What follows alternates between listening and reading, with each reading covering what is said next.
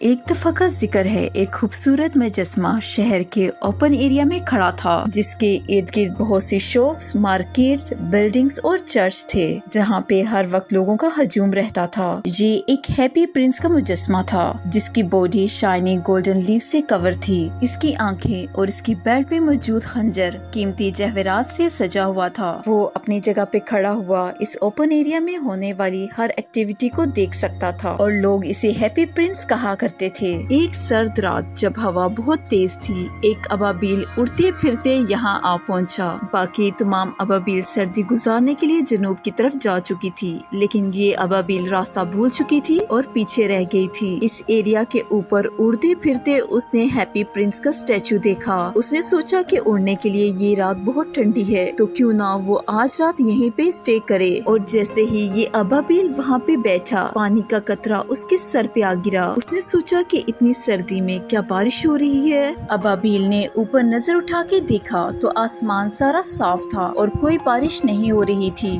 اس نے سوچا کہ کوئی بادل نہیں ہے، تو یہ پانی کا قطرہ کہاں سے آیا ہے؟ اور اب ابابیل بہت زیادہ کیوریس ہو جاتا ہے، اور اسی لیے وہ اڑ کے اسٹیچو کے سر پہ آ کھڑا ہوتا ہے۔ And when he reach the top, وہ دیکھتا ہے کہ پرنس کی آنکھیں آنسوؤں سے بھری ہیں، اور وہ پوچھنے لگتا ہے why are you crying prince? اور پرنس جواب دیتا ہے I'm crying because I'm sad. اور اس پہ ابابیل پوچھتا ہے کہ تم کیوں اداس ہو؟ اور وہ مجسمہ بتاتا ہے کہ میں کبھی ہیپی پرنس ہوا کرتا تھا اور میرے دن خوشیوں سے بھرے ہوئے تھے، لیکن اب میں ایک اسٹیچو ہوں اور میں اس پورے شہر کو دیکھ سکتا ہوں، اور میں دیکھ سکتا ہوں کہ اس شہر میں کتنی زیادہ بدحالی اور غربت ہے۔ اور ہیپی پرنس ابابیل کو کہتا ہے کہ ذرا اس چھوٹے سے گھر کی طرف دیکھو، اور پھر ابابیل اسی گھر کی طرف دیکھتا ہے جہاں پہ پرنس اشارہ کرتا ہے۔ وہ ایک پرانے اور بسیدہ گھر کو دیکھتا ہے، جس کے اندر ایک بیمار بچہ بیڈ پہ لیٹا ہوا تھا۔ وہ بچہ بہت بیمار ہے، اور یہ فیملی اتنی زیادہ غریب ہے کہ وہ اس بچے کے لیے دوائی نہیں لے سکتے، جس پہ ابابیل کو بھی بہت زیادہ دکھ ہوتا ہے۔ اسٹیچو ابابیل سے کہتا ہے کیا تم میرے لیے ایک کام کرو گے؟ اور اس نے ابابیل سے کہا کیا تم میرے ٹریگر پہ لگا ہوا روبی اتار کے اس گھر تک پہنچا سکتے ہو؟ اور پھر اگر وہ اس روبی کو بیچتے ہیں تو ان کے پاس اتنے پیسے ہو جائیں گے کہ وہ میڈیسن خرید سکیں۔ اور اب ابابیل کہتا ہے کہ میں ضرور ایسا کروں گا جیسے تم نے مجھے بتایا۔ اور اب ابابیل نے وہ روبی اتارا اور اسے بچے کے گھر تک پہنچا دیا۔ اب اگلی صبح بھی ابابیل یہی تھا، کیونکہ وہ ہیپی پرنس کے ساتھ تھوڑا سا زیادہ ٹائم گزارنا چاہتا تھا۔ اب اگلے دن دوپہر کو وہ ہیپی پرنس کو گڈ بائے کہنے کے لیے اس کے شولڈر پہ بیٹھا، اور اس نے کہا گڈ بائے ہیپی پرنس، مجھے اب جنوب کی طرف اڑنا ہوگا۔ اور اب ہیپی پرنس ابابیل سے کہتا ہے کیا تم جانے سے پہلے میرا ایک آخری کام کرو گے؟ گاؤں کے دوسری طرف ایٹک میں ایک جوان آدمی رہتا ہے جو کہ ناولز لکھتا ہے، لیکن وہ اتنا زیادہ غریب ہے کہ اس نے کئی دنوں سے کچھ بھی نہیں کھایا۔ کیا تم میری آنکھوں میں سے ایک نیلے یاقوت کو نکال کے اسے دے سکتے ہو؟ اب ابابیل نے اس اسٹیچو کی ایک آنکھ نکالی،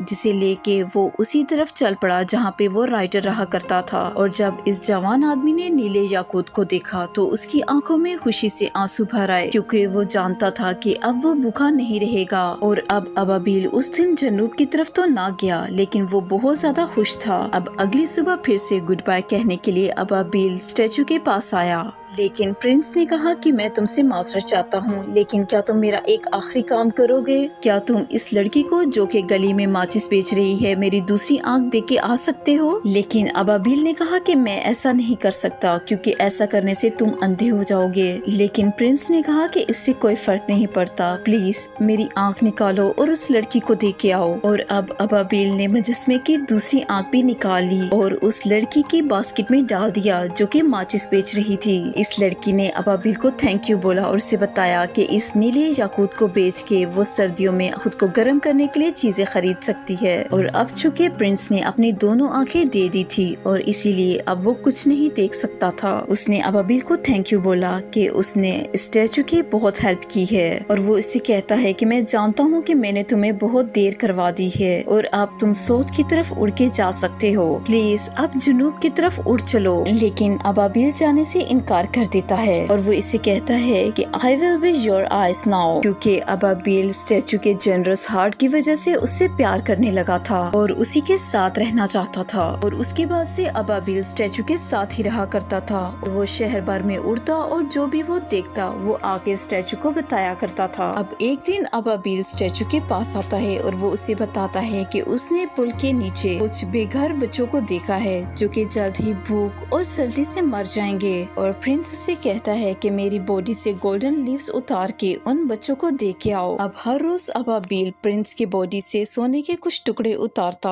और उन लोगों को दे के आता जो कि बीमार थे या जिन्हें इसकी जरूरत थी। और जैसे जैसे लोगों की हालत ठीक हो रही थी वो खुश हो रहे थे, वैसे वैसे हैप्पी प्रिंस की हालत बहुत बदसूरत से बदसूरत तर होती जा रही थी। और अब सर्दियां आ चुकी थी और अबाबील ने महसूस किया कि उसकी बॉडी बहुत ज्यादा ठंडी हो चुकी है। और एक दिन जब बहुत ज्यादा बर्फ पड़ रही थी, अबाबील हैप्पी प्रिंस के पास आया और उसके फेस पे किस किया और उसने हैप्पी प्रिंस को थैंक यू बोलते हुए कहा कि तुमने मुझे खुशी का असल मीनिंग बताया है। और जैसे ही उसने ये वर्ड्स बोले अबाबील नीचे गिर गया और मर गया। और प्रिंस ने कहा, मेरे वफादार अबाबील, तुम जुनूब की तरफ ना उड़ पाए और मेरी वजह से मर गए और यहाँ तक कि मेरी बॉडी पे लगा हुआ सोना भी तुम्हें ना बचा पाया, मेरे बेचारे अबाबील। और अब ये हैप्पी प्रिंस अपने दोस्त अबाबील की डेथ पे बहुत ज्यादा रोता है और प्रिंस की हाली आंखों में से आंसू गिरने लगते हैं और उसकी बॉडी से कुछ टूटने की आवाज आती है। और अब सर्दियां खत्म हो चुकी थी और इसके बाद बाहर का मौसम आता है और गर्म सूरज की रोशनी हर तरफ फैल जाती है और बहुत से लोग सूरज की रोशनी को लेने के लिए इस ओपन एरिया में आते हैं। और वो हैप्पी प्रिंस के स्टैचू की तरफ इशारा करते हुए देखते हैं कि देखो इसके स्टैचू को क्या हुआ है, ये किस कदर बदसूरत और खौफनाक लग रहा है और ये किसी तरह भी हैप्पी प्रिंस नहीं लग रहा। और इस स्टैचू की पुअर कंडीशन की वजह से सारा शहर बहुत गंदा लग रहा है और हमें इसीलिए इस स्टैचू को अभी नीचे उतारना होगा